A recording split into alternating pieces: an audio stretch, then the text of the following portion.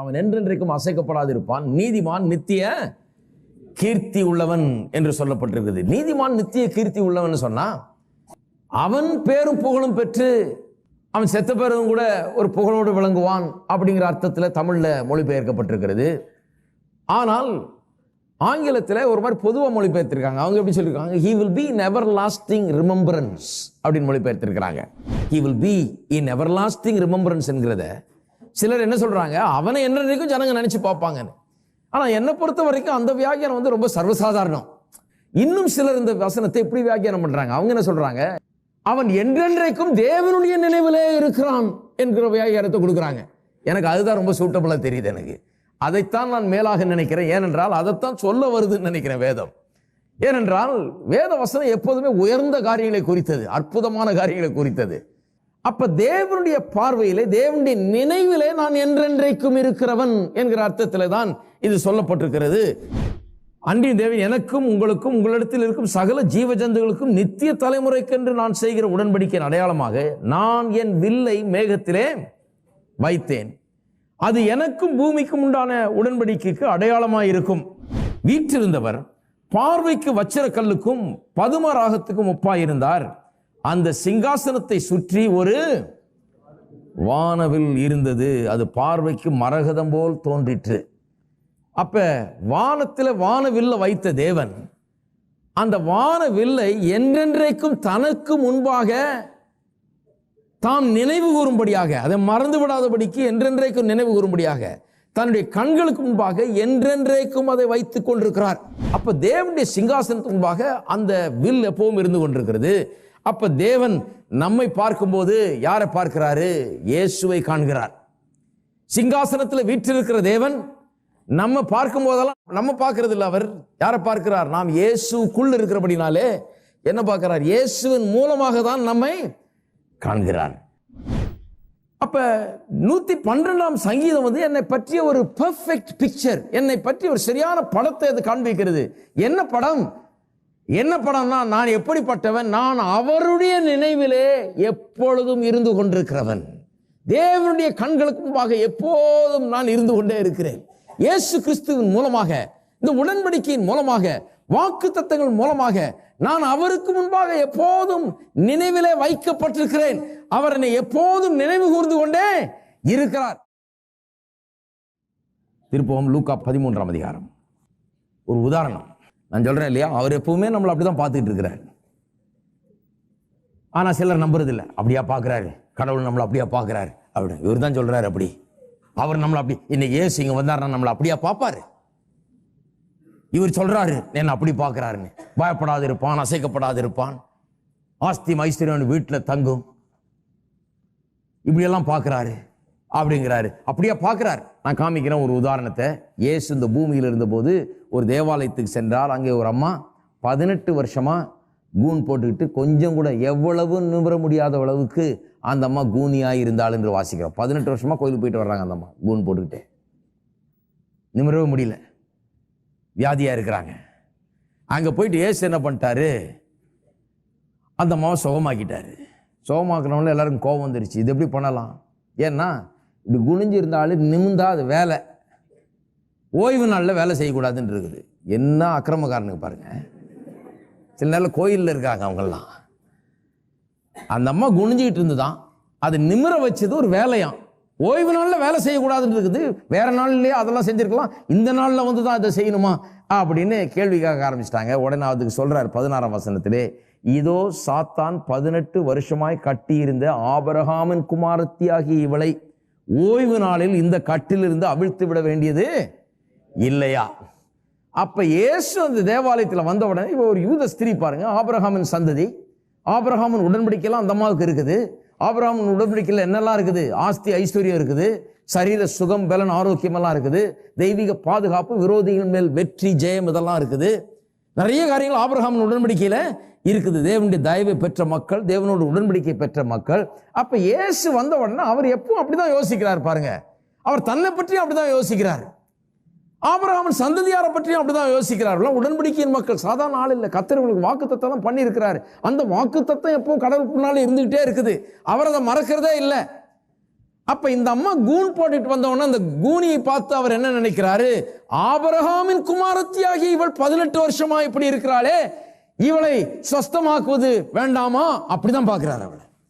ஆபிரகாமின் குமாரத்தி இப்படி இருக்க கூடாதே, இவள் ஆபிரகாமின் குமாரத்தியாச்சே, ஏன் அப்படி நினைக்கிறாரு? ஏன்னா ஆபிரகாமின் பிள்ளைகளுக்கு சுகம் வாக்கு தத்தமாக கொடுக்கப்பட்டிருக்கிறது. வாஸ்து பாருங்க, பழைய ஏற்பாட்டில் வாஸ்து பாருங்க, உபாகம் 28 வாஸ்து பாருங்க. வியாதிகள்லாம் சாபத்துக்கு கீழே வருது, சுகம் ஆரோக்கியம்லாம் ஆசீர்வாதத்துக்கு கீழே வருது. ஆபிரகாமின் பிள்ளைகளுக்கு சுகம் ஆசீர்வாதமாக கொடுக்கப்பட்டிருக்கு. தேவன் வாக்கு பண்ணி இருக்கிறார். அதை சாபத்துக்கு கீழே பார்த்தீங்கன்னா ஊர்பட்ட வியாதிகள் அங்கே லிஸ்ட் இருக்குது. எல்லா உலகத்தில் இருக்க அவ்வளோ வியாதி லிஸ்ட்டும் அங்கே இருக்குது. அப்போ இயேசு பார்த்தோன்னு சொல்ல, நம்ம சுகம் இல்லையா, ஆபிரகாமின் குமாரத்தியாச்சு அப்படி இருக்கக்கூடாது, அப்படிதான் பார்க்கிறார். அப்ப நான் சொல்லுகிறேன், உங்களுக்கு இன்றைக்கு சுகம் இல்லையா, பரலோகம் உங்களை எப்படி பார்க்கிறது என்பதை எண்ணி பாருங்கள். இயேசு இந்த ஆலயத்தில் இன்றைக்கு வந்திருப்பார் என்றால், இயேசு இங்கே நடந்து கொண்டிருப்பார் என்றால், இந்த ஆலயத்துக்குள்ள பிரவேசித்திருப்பார் என்றால், சுகமாய் இல்லாதவர்களை அவர் எப்படி பார்க்கிறார் என்பதை கொஞ்சம் எண்ணி பார்க்க வேண்டும். அவர் எப்படி பார்க்கிறார்? இயேசு கல்வாரியிலே சிலுவையிலே மரித்து பாவங்களை மட்டுமல்ல ரோகங்களையும் பிணிகளையும் சுமந்து தீர்த்தாரே, அந்த வாக்கு தத்தத்துக்கு சொந்தக்காரராயிற்று. இவர் ஏன் இப்படி இருக்கிறார்? இவர் சுகமாவது தானே சரி. இந்த கட்டிலிருந்து, இந்த வியாதியின் கட்டிலிருந்து பிசாசானவன் இந்த வாக்கு தத்தத்தின் பிள்ளைய கட்டி வைத்திருக்கிறார். இந்த வியாதியின் கட்டில், இந்த வியாதியின் கட்டிலிருந்து இவரை விடுதலையாக்குவதுதானே சரி என்று சொல்லி உங்களை பார்த்த உடனே, உங்க வியாதியில உங்களை பார்த்த உடனே கர்த்தர் அப்படிதான் பார்க்கிறார் உங்களை. ஹலோ. ஆனா நம்ம அப்படி பார்க்கறது இல்லை. நம்ம எப்படி பார்க்கிறோம்? என்னமோ தெரியல பிரதர், கர்த்தர் 18 வருஷமா அந்த வியாதியை எனக்கு கொடுத்திருக்கிறார். ஹலோ. 18 வருஷமா கர்த்தர் எனக்கு இந்த வியாதியை ஏதோ ஒரு காரணத்துக்காக கொடுத்திருக்கிறார் பிரதர். இந்த சிலுவை அடியேன் சுமந்து கடைசி வரை இதை சுமந்து கொண்டு போக வேணும் என்று எழுதி வச்சுட்டார் போல இருக்குது கர்த்தர். இல்லாததெல்லாம் பேசிட்டு இருப்பாங்க, பைபிள்ல இல்லாதே பேசிட்டு இருப்பாங்க. ஆனா அவர் வந்தார்னா என்ன பார்ப்பார்னு நான் சொல்றேன். ஆபிரகாமின் சந்ததிக்கு கொடுக்கப்பட்ட வாக்கு தத்தத்தின்படி அந்த பெண்ணை பார்க்கிறார். ஆபிரகாமின் சந்ததி பெண் ஏன் இப்படி இருக்கிறாங்க? ஆபிரகாமுடைய குமாரத்தி இப்படி இருக்கக்கூடாது, அப்படிதான் பார்க்கிறார் அவர். தேவகுமாரன் பாருங்க, ஆபிரகாமுடைய சந்ததியார் இப்படி இருக்கக்கூடாது, பூனி குறுகி இருக்கக்கூடாது, ஆபிரகாமின் சந்ததி. அப்ப ஆபிரகாமின் சந்ததியில் ஒருத்தன் பசி பட்டினியில இருந்தா இயேசு எப்படி பார்த்திருப்பாரு? ஆபிரகாமின் பிள்ளை எப்படி இருக்கக்கூடாதப்பா, உங்க தாத்தா எப்படி இருந்தாரு, நீ ஏன் எப்படி இருக்கேன்னு கேட்பாரு. ஹலோ. உங்க தாத்தாவுடைய கடவுள் தானே உன்னுடைய கடவுள். உன்னுடைய தாத்தாவுக்கு வாக்குத்தத்தம் பண்ணவர் தானே உன்னுடைய கடவுள். அவர் அந்த வாக்குத்தத்தம் முன்னாடியே வச்சிருக்கிறாரு. ஆஸ்தி ஐஸ்வர்யத்தை உங்க தாத்தாவுக்கு கொடுத்தவர் தானே உன்னுடைய கடவுள். மறந்துட்டியா நீ? நீ அதை மறந்துட்டு ஏதோ நமக்கு எதுக்கு ஐஸ்வர்யம், நமக்கு எதுக்கு ஆஸ்தி, அதெல்லாம் ஒண்ணு வேணாம், அரை வைத்து கஞ்சியும் அண்ட ஒரு குடிசையும் அடியேனுக்கு இருந்தால் ஸ்தோத்திரம் பண்ணிக்கொண்டே நான் பரலோகத்துக்கு நுழைந்து விடுவேன் அப்படின்னு இருக்கிறதுனால தான் அப்படி இருக்கிறாங்க நிறைய கிறிஸ்தவங்க. அப்ப அவர் எப்படி பார்க்கிறாரு? இயேசு உனக்காக மரித்திருக்கிற போது நீ அப்படி இருக்கலாமா? இருக்கீங்களா? அப்ப பரலோகத்தின் படத்தை எப்படி இருக்குதுன்னு பாருங்க. அந்த படம் எப்படி இருக்குதுன்னு பாருங்க. பரலோக காட்சியை பாருங்கள். தேவன் எப்படி உங்களை பார்க்கிறார் என்று பாருங்கள். அப்ப ஒருவேளை உங்களுக்கு வியாதி இருக்கலாம், சரீரத்தில் ஏதோ சில வியாதிகளில் அல்லது பலவீனங்களில் நீங்கள் கஷ்டப்பட்டு கொண்டிருக்கலாம். அப்போ நீங்கள் காலையில் எந்திரிச்ச உடனே எப்படி உங்களை பார்க்கணும்? கர்த்தருக்கு ஸ்தோத்திரம், நானும் ஆபிரகாமின் சந்ததியார் தான். அந்த ஆபிரகாமின் சந்ததி பெண்ணை பார்த்து இவள் கூனி இருக்கலாமா, இவளை நிமித்துறது தானே சரியான வேலை, இவளை விடுதலையாக்க வேணாமான்னு இயேசு சொன்னாரே. என்னையும் இன்றைக்கு பரலோகம் இப்படித்தான் காண்கிறது, என்னுடைய வியாதியும் நீங்க வேண்டும் என்றுதான் பரலோகம் காண்கிறது. ஆகவே நானும் அதை அப்படித்தான் பார்க்க போகிறேன். வியாதியே என்னுடைய சரீரத்தை விட்டு நீ போ. எந்திரிச்ச உடனே அந்த எதிர்ப்பு சக்தி ஆரம்பிச்சிடணும். முத வேலையா எந்திரிச்ச உடனே போன் பண்ணி, ஆமாங்க 18 வருஷமா இருக்குது, உங்களுக்கு தான் தெரியுமே, யாருக்குமே இல்லாத நோய்ங்க இது, 10 லட்சம் பேர்ல 2 பேருக்கு தான் இருக்குதான் இது, அதுல அடியேன் ஒருவன் அப்படின்னு இருக்க கூடாது. எந்திரிச்ச உடனே எதிர்ப்பு சக்தி ஆரம்பிச்சிடணும். கர்த்தருக்கு ஸ்தோத்திரம், ஆபிரகாமின் சந்ததி நான், ஆபிரகாமின் சந்ததியாருக்கு சுகமும் ஒரு ஆசீர்வாதமாய் கொடுக்கப்பட்டிருக்கிறது. கிறிஸ்து இயேசு கல்வாரி சிலுவையிலே பாவங்களை மட்டுமல்ல நோய்களையும் சுமந்து தீர்த்தார். அவருடைய சரீரம் எனக்காக அடிக்கப்பட்டது, நொறுக்கப்பட்டது. அப்பத்தையும் தண்ணீரையும் ஆசீர்வதித்து வியாதியும் விலக்குவேன் என்று சொல்லி இருக்கிறாரே. வியாதி உனக்கு உன் கூடாரத்தை அணுகாது என்று சொல்லி இருக்கிறாரே. பொல்லாப்பு உனக்கு நேரிடாது என்று சொல்லி இருக்கிறாரே. ஆகவே இயேசுவின் நாமத்தினாலே அதை நான் எடுத்துக்கொள்கிறேன். பரலோக காட்சியை என்னுடைய இருதயத்தில் வைக்கிறேன். வியாதியை என்ற இருதயத்தில் வைக்கல, என்னுடைய பலவீனத்தை வைக்கல, என்ற இருதயத்தில் டாக்டர் சொன்னதை என்ற இருதயத்தில் வைக்கல, கர்த்தர் சொல்லி இருக்கிறதை என்ற இருதயத்தில் வைக்கிறேன்.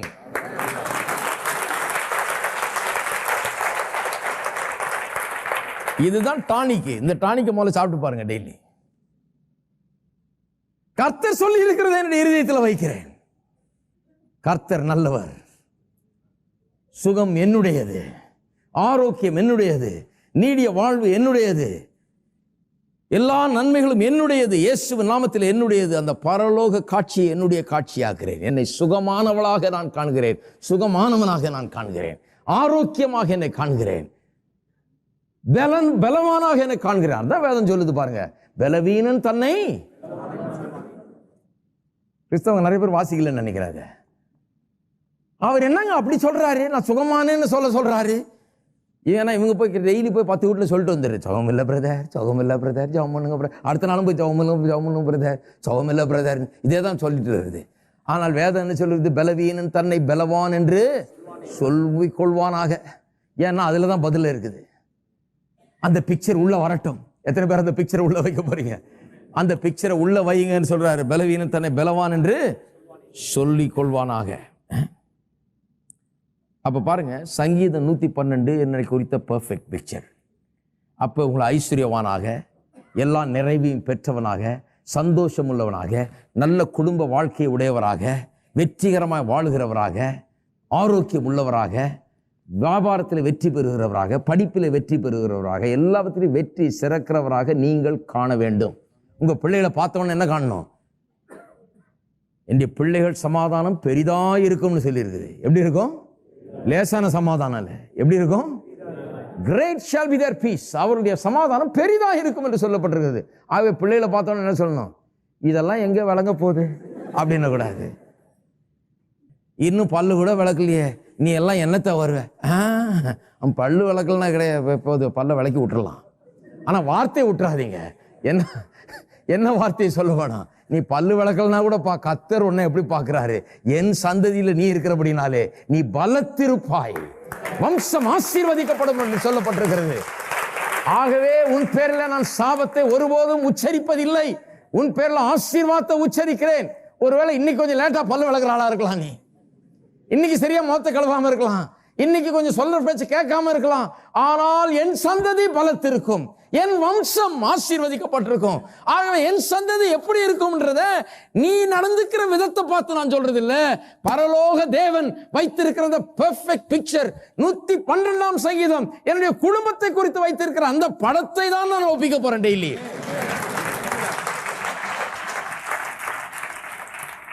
இருக்கீங்களா?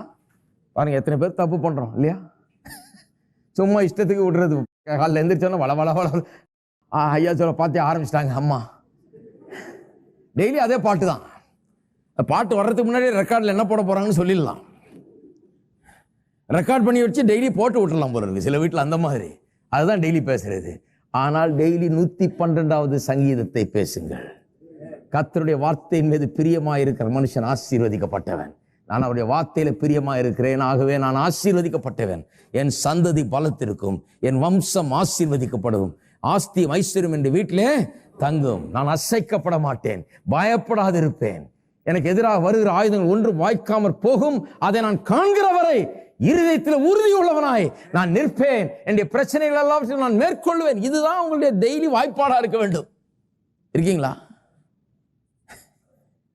பாருங்க, அன்னைக்கு நட்சத்திரத்தை பாருன்னாரு, நோவாவை வில்ல பாருன்னாரு, இன்னைக்கு நம்மள வசனத்தை பாருன்ற. ஹலோ,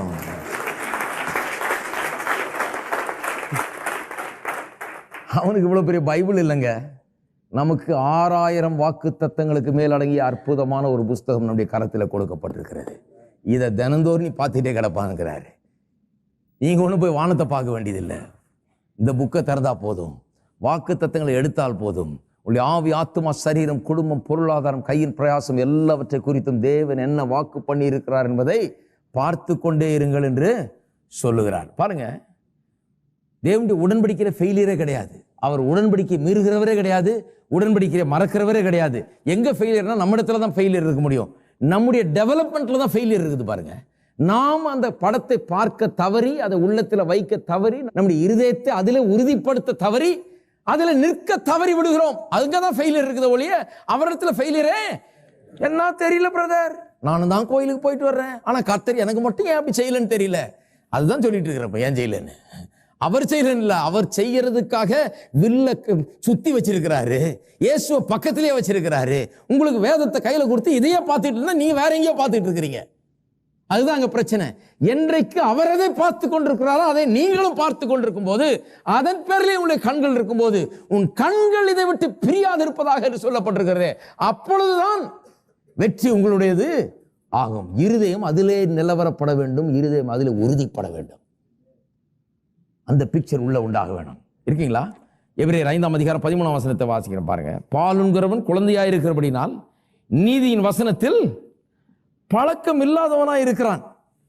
ஏன் இதை வாசிக்கிறேன்னு சொன்னா, ஒரு பயிற்சி, ஒரு பழக்கம் ஏற்படுத்த வேண்டியதா இருக்கிறது. பால் உண்றவர்களாகவே இருக்க முடியாது. ஒரு குழந்தைய, வளராத குழந்தைய பார்த்துட்டு ஏன் வளர்றான்னு தெரியல பிரதர், பால் கொடுத்தீங்களா, சாப்பாடு கொடுக்குறீங்களா, டாக்டர் மூலம் கேட்பாரு என்ன சாப்பாடு கொடுத்தீங்க, நான் டெய்லி 2 சொட்டு தேன் கொடுக்குறேன்னா அதுக்கு தான் சொல்றாரு என்னென்ன கொடுக்கணும்னு கரெக்டாக இருக்குது. அதற்கு கொடுக்க வேண்டியதை கொடுத்தாதான் அது வளரும்.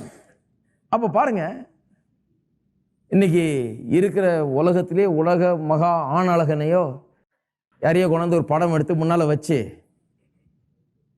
இதை பார்ப்பான்னு சொன்னால் 3/4 பேர் நீங்கள் சொல்லிடுவீங்க, ஐயோ நம்மளாலலாம் அது ஆக முடியாது பிரதர். ஏன் ஆக முடியாது? எல்லாருமே அது ஆகலாம். அந்த ஆள் செய்கிற மாதிரி காலையிலேருந்து எந்திரிச்சு போட்டு எக்ஸசைஸ் பண்ணி கரெக்டான சாப்பாடை சாப்பிட்டு வேர்க்க விறுவிறுக்க ஓடி வந்து களைச்சி எல்லாம் பண்ணி டெய்லி பண்ணால் யாருமே அப்படி ஆகலாம். ஆனால் 3/4 பேர் என்ன பண்ணிட்டு இருக்கிறோம், டெய்லி டிவி கிட்ட உட்காந்துக்கிட்டு தொப்பையை தள்ளிக்கிட்டு எல்லாத்தையும் பக்கத்துலேயே அடுக்கி வச்சுக்கிறது. பொட்டேட்டோ சிப்ஸு, சாக்லேட்டு, வேர்க்கடலை, இன்னும் என்னென்ன கேக்கு, பிஸ்கெட் எல்லாத்தையும் பக்கத்துலேயே வச்சுக்கிட்டு அங்கே கேக் அட்வர்டைஸ்மெண்ட் வந்தோடனே இங்கே கேக் எடுக்கிறது. அதை பார்த்த உடனே ஆசை வந்துடுது பிரதர். அப்புறம் இந்த படத்து மாதிரி நான் எப்படி பிரதர் இருக்கிறது? அதெல்லாம் எல்லாராலும் முடியுமா? எல்லாராலும் முடியுங்க. ஆனா உட்கார்ந்து கேக்கையும் பிஸ்கட்டையும் ஐஸ்கிரீமையும் பார்க்க டிவியில பார்த்து சாப்பிட்ற வரைக்கும் முடியாது. எந்திரிச்சு எக்ஸசைஸ் பண்ணா முடியும், ஓடுனா முடியும், சரியான சாப்பாட்டை சாப்பிட்டா முடியும். அந்த ஆள்கிட்ட கேட்டு அப்பா நீ என்ன செய்த, அதே நானும் செய்யறேன்னு போய் கேட்டு செய்தால் அது நிச்சயமாய் முடியும். இருக்கீங்களா? அதே போலதான் ஆவிக்குரிய காரியங்களும். ஆவிக்குரிய காரியங்களும் அப்படிதான் பாருங்க. அவர் பெரிய கர்த்தருடைய தாசன் பிரதர், அந்த கர்த்தருடைய பெரிய அற்புதமான தேவதாசர் அவர் மாதிரிலாம் நம்மளும் அவரை மாதிரியே தான் இருக்க முடியும். இயேசு மாதிரிலாம் இருக்க முடியும். இயேசு என்ன செய்தாரோ அதே நீங்களும் செய்யுங்க. அவர் வாயில பாருங்க, என் பிதா பேசுகிறத தவிர வேற எதுவும் பேசுறது இல்லைங்கிறாரு. அவர் செய்கிற காரியத்தை தவிர நான் வேற எதுவும் செய்யறது இல்லைங்கிறாரு. அப்ப அவர் பேசுறதே பேசி அவர் செய்யறதே செய்து பாருங்க, இயேசுவை போலவே. அவ்வளவுதான். நீங்கள் என் வார்த்தையில நிலைத்திருந்தால் என்னுடைய சீஷராக இருப்பீர்கள். அப்படின்னா என்ன போலயே ஆயிடுவீங்கன்னு அர்த்தம். ஆனா நம்ம என்ன சொல்றோம், அவரை போல ஆக முடியுமா? அதெல்லாம் சும்மா சாம் சொல்றாரு அப்படி. அப்ப ஆவிக்குரிய விதத்திலே அப்படிதான் பாருங்க, நிறைய பேர் ஒன்றும் பண்றது இல்லை. ஆவிக்குரிய ஜீவியத்தை பற்றி ஒன்றுமே செய்வது கிடையாது. நான் சொல்லுகிறேன் பாருங்க, உங்களுடைய ஆவியிலே, ஆத்மாவிலே, சரீரத்திலே, குடும்பத்திலே, வியாபாரத்திலே, திருமண வாழ்க்கையிலே, எல்லாவற்றிலேயும் இம்ப்ரூவ்மெண்ட்டை பார்க்க வேண்டும் என்று சொன்னால், அல்லது தரம் அங்கே உயர வேண்டும் என்று சொன்னால், குவாலிட்டி ஆஃப் லைஃப் இம்ப்ரூவ் ஆகணும்னா, வாழ்க்கை தரம் உயர வேண்டும் என்றால், இந்த எல்லாவற்றிலும் வாழ்க்கை தரம் உயர வேண்டும் என்று சொன்னால் 4 காரியங்கள் அவசியம். 1 ஜெபம், 2வது முயற்சி. ஜெபம் எப்படி இருக்க வேணும்? தேவனுடைய வார்த்தையின் அடிப்படையில் ஜெபம். எல்லாம் இந்த 4 காரியம் தேவனுடைய வார்த்தையின் அடிப்படையில் இருக்கணும். தேவனுடைய வார்த்தையின் அடிப்படையிலே இருக்கிற ஒரு ஜெபம். சும்மா மன்றாடி நான் எஞ்சிட்டு கிடந்தேன் ஆண்டவர்கிட்ட, என் முட்டியெல்லாம் தேஞ்சிருச்சாக்கும், அப்படி ஜெபம் இல்லை. அது நிறைய பேர் பண்றாங்க. தேவனுடைய வார்த்தையின் அடிப்படையில் வாக்கு தத்துவத்தை சொல்லி ஜெபிக்கிற ஜெபம். 2வது முயற்சி. முயற்சினா கர்த்தருடைய ஒத்தாசையோடு செய்யப்படுகிற முயற்சி. ஏன் வேர்வையினால் எனக்கு சக்சஸ் இல்லை, கர்த்தர் எனக்கு ஒத்தாசை அனுகூலமாக இருக்கிறபடினால எனக்கு சக்ஸஸ். முயற்சியை மேன்மை பாராட்டுறது இல்லை, ஆனால் நான் முயற்சி எடுக்க வேண்டியதாக இருக்குது. நான் கையிட்டு செய்கிற காரியத்தை கர்த்தர் ஆசீர்வாதம், நான் கையை வைக்கிறேன் அவ்வளோதான், ஆசீர்வாதம் அவர்கிட்ட. ரெண்டும் ஜாயின் ஆகும்போது தான் சக்ஸஸ் உண்டாகுது. நான் செஞ்சுட்டா மட்டும் சக்ஸஸ் ஆகிடாது. மூணாவது, பணத்தை குறித்து வேத வசனம் என்ன சொல்லுது? வாழ்க்கையில் எந்த தரத்தில் உயர்வு வேணும் என்று சொன்னால் பணத்தை குறித்த சரியான எண்ணங்கள் தேவனுடைய வார்த்தையின் அடிப்படையில் அதை எப்படி சம்பாதிக்க வேணும் என்ற ஐஸ்வர்யத்தை சம்பாதிக்க பலனை கொடுக்கிறவர் அவரே. ஆனால் முக்காவாசி கிறிஸ்தவங்க பாருங்க, சாத்தான் பணக்காரனாக்கி கெடுத்து விடுவானாக்கும், இதை தான் பேசிட்டு இருக்கிறது. வேதம் சொல்லுது ஐஸ்வர்யத்தை சம்பாதிக்க பலனை கொடுக்கிறவர் அவரே. தேவனாகிய கர்த்தரை நினைப்பாயாக, தேவன் அவரே உன் பிதாக்களுக்கு ஆணையிட்டபடி ஐஸ்வர்யத்தை சம்பாதிக்க பலனை உனக்கு தருகிறவர். அப்ப எப்படி சம்பாதிக்கிறது ஐஸ்வர்யத்தை, எப்படி சம்பாதிச்ச ஐஸ்வர்யத்தை எப்படி செலவழிப்பது என்பதை குறித்தெல்லாம் வேத வசனத்தின் அடிப்படையிலே உள்ள அறிவை நான் வளர்த்துக் கொள்ள வேணும் ஒவ்வொரு நாளும். நான்காவது, நேரம். நிறைய நேரத்தை இந்த ஆவிக்குரிய ஜீவித்தின் முன்னேற்றத்துக்காக நான் என்ன பண்ண வேணும்? செலவிட வேண்டும். இருக்கீங்களா? நிறைய நேரத்தை நான் செலவிட வேணும். அதான் சொல்றேன் பாருங்க. நிறைய பேர் வெறும் டிவியை பார்த்துட்டு இருந்தா ஆவிக்குரிய ஜீவித்தில் பெரிய விசுவாச வீரனா ஆக முடியாது. பாருங்க, சில சொல்றாங்க, நான் பண்ணேன் பிரதர், கோயிலுக்கு அங்கதான் அவர் தான் சாம் செல்லதுரை தானே, அங்கதான் போனேன் பிரதர், நான் போயிருப்பேன், ஒரு 2-3 மாசம் போனேன் பிரதர், எனக்கு ஒன்றும் ரிசல்ட் இல்லை பிரதர், எனக்கு அது வேலை செய்ய மாட்டேங்குது. பாருங்க, கரெக்ட், நீங்கள் சொன்னபடியே ஆகும். நான் சொல்றேன் வேலை செய்ய மாட்டேன், நீங்களே வேலை செய்த என்ன வேலை செய்யுது? செய்யாதுன்னு சொன்னீங்களா? அதான் வேலை செய்யுது. அதுலயே தெரிஞ்சுக்கணும் இது செய்யும்ன்றத. இது வேலை செய்யலன்னு சொல்றீங்களே, நீங்க சொல்றதுனாலதான் அது வேலை செய்யல. என்னைக்கு அது வேலை செய்யும் ஆரம்பிக்கிறீங்களோ அன்னைக்குதான் அது செய்ய ஆரம்பிக்கும். இதுல கொஞ்சம் சீரியஸான முயற்சி தேவை. பாருங்க, சரியான விதத்தில் இறங்குகிற ஆள் தேவை. ஆவிக்குரிய ஜீவியத்தில் ஒரு வெற்றி வீரனாக நாம் விளங்க வேண்டும் என்று சொன்னால் இந்த 4 காரியங்களை எடுத்து ஜெபத்தையும், நான் சொன்னது போல முயற்சியையும், பிறகு பணத்தையும், நேரத்தையும் தெய்வீகமான விதத்தில் வார்த்தையின்படி எல்லாவற்றையும் தெரிந்து கொண்டு இதை குறித்த தேவனுடைய வார்த்தையின்படி உள்ள அறிவை வைத்துக்கொண்டு இந்த முயற்சியில் இறங்கும் போதுதான் வெற்றி அங்கே உண்டாகிறது. இது ஏதோ நீங்கள் வந்துட்டா நான் உங்களுக்கு ஜெபம் பண்ணால் எல்லாம் ஆயிடும் நான் சொல்லவே இல்லை. ஆகவே நான் போனேன், எனக்கு ஒன்றும் நடக்கலைன்னு சொல்கிறதுல பிரயோஜனமே கிடையாது. நான் ஒரு காரியத்தை பிரசங்கம் பண்ணி கொண்டிருக்கிறேன். நான் என்ன சொல்கிறேன், இதை யார் சீரியஸாக எடுத்து தினந்தோறும் இதை பயிற்சி விற்கிறோமோ, பாலுண்கிறவர்களாகவே இல்லாமல் வளருகிறவர்களாக இருக்க வேணும், ஒரு பயிற்சியில் ஈடுபடுறவர்களாக இருக்க வேணும், இதை டெய்லி உட்கொள்கிறவர்களாக இருக்க வேணும், இதற்கான எக்ஸசைஸில் இறங்க வேணும்.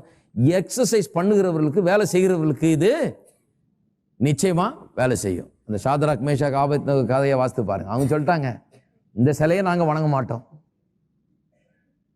கொன்னாலும் வணங்க மாட்டோம், உயிரோட விட்டாலும் கொன்னதான் செத்துற போறோம், அப்புறம் வணங்குறதுக்கு பேச்சே கிடையாது. ஆனா வணங்கவே மாட்டோம், இதுக்கு தலை குனியவே மாட்டோம். என்ன வாழ்வோ சாவோ எதுவாக இருந்தாலும் எங்களுக்கு வார்த்தை தான் வாழ்வு, எங்களுக்கு எங்களுடைய தேவன் தான் நாங்கள் வணங்குவோம், அதனால வணங்கவே மாட்டோம்னு ஒரு தீர்மானத்தை எடுத்தார்கள். எடுத்த பிறகுதான் அந்த தீயில போட்டாலும் ஒரு முடி கூட கருகல, இந்த தீயினுடைய வாசனை கூட அவர்களுக்குள்ள வரல. இந்த தீர்மானத்தை எடுக்காதவன் அப்படிப்பட்ட ஒரு அற்புதத்தை அனுபவிக்க முடியாது. வளவள குலகல ஆட்கள் அப்படிப்பட்ட ஒரு அற்புதத்தை அனுபவிக்க முடியாது.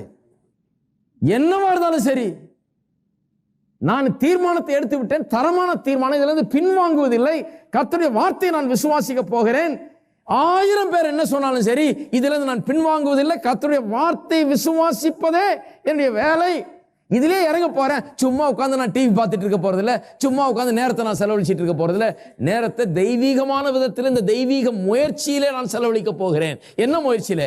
என்னுடைய இருதயத்தை வார்த்தையினால் உறுதிப்படுத்துகிற முயற்சியில நான் செலவழிக்க போகிறேன். இருதயத்தில் என்ன போகிறது என்பதை பார்க்க போகிறேன். இந்த படத்தை எடுத்து தினந்தோறும் என் இருதயத்தில் வைக்க போகிறேன். இந்த வார்த்தைகளை எடுத்து என் மனதில் வைக்க போகிறேன், வாயில வைக்க போறேன், உள்ளத்தில் வைக்க போறேன், தினந்தோறும் அதை செய்ய போகிறேன். செய்ய செய்ய பார்த்தீங்கன்னா பலன்ல வளர ஆரம்பித்து விடுவீர்கள். வெற்றி உங்களுடையதாக மாற ஆரம்பித்து விடும். இருக்கீங்களா? இதைத்தான் நீங்க போதித்து வருகிறோம். நான் சொல்லுகிறேன், இங்கே இருக்கிற ஒவ்வொரு கடைசி மனிதனும் வெற்றியை தங்களுடைய வாழ்க்கையில் நிறைவேற்ற முடியும். எப்படி? இருதயத்தை வார்த்தையில் உறுதிப்படுத்தினால் வெற்றி வாழ்க்கையிலே உண்டாகிவிடும். உறுதியான இருதயம், எல்லாம் சொல்லுவோம், உறுதியான இருதயம், வார்த்தையில உறுதியா இருக்கிற இருதயம். அதுதாங்க, வார்த்தையில உறுதியாயிட்டா எல்லாவற்றிலையும் உறுதியாயிடலாம். கர்த்தர் என்ன பிக்சர் வச்சிருக்காரு அதை பார்த்து அந்த பிக்சர் எடுத்து கொண்டு வந்து நம்முடைய மனதிலையும் நம்முடைய உள்ளத்திலையும் வைத்து அந்த பிக்சருக்கு புறம்பாக இருக்கிற எல்லாத்தையும் வெளியே தள்ளி இதை வேலையாக எடுத்து செய்யணும். தினந்தோறும் வேண்டாத வார்த்தைகளை வெளியேற்ற வேண்டும், வார்த்தைகளை செலக்ட் பண்ண வேண்டும். என்ன கர்த்தர் சொல்கிறாரோ அதை மட்டும் பேச வேண்டும், எதை கர்த்தர் வைக்க சொல்கிறார மனசில் அதை மட்டும் வைக்க வேண்டும். இப்படிப்பட்ட ஒரு தெய்வீகமான முயற்சியில் இறங்கி அப்படிப்பட்ட ஒரு முயற்சியில் ஈடுபட்டால்தான் அப்படிப்பட்ட வெற்றிகரமான வாழ்க்கையை அடைய முடியும். இருக்கீங்களா? எல்லாத்தையும் அவர் செஞ்சு முடிச்சிட்டார். நாம் செய்ய வேண்டியது ரொம்ப சின்ன வேலை. இது யாரும் முயற்சின்னு சொன்னோன்னு பெரிய இது ரொம்ப பெரிய கம்பசூத்திரம்னு நினச்சிடக்கூடாது. இது ஒரு ரொம்ப சாதாரண காரியம். தினந்தோறும் எடுத்து இதை உள்ளத்தில் வைக்கிறது, வாயில் வைக்கிறது, மற்றவர்கள் எல்லாவற்றையும் ஒதுக்கி தள்ளுகிறது, நம்முடைய இருதயத்தை பரிசுத்தப்படுத்துகிறது. இந்த வேலையில் வைத்தால் நிச்சயமாக இருதயம் உறுதியாக இருக்கும். இருதயம் உறுதியாக இருக்கும்போது அசைக்கப்படாதவர்களாக இருப்பீர்கள்.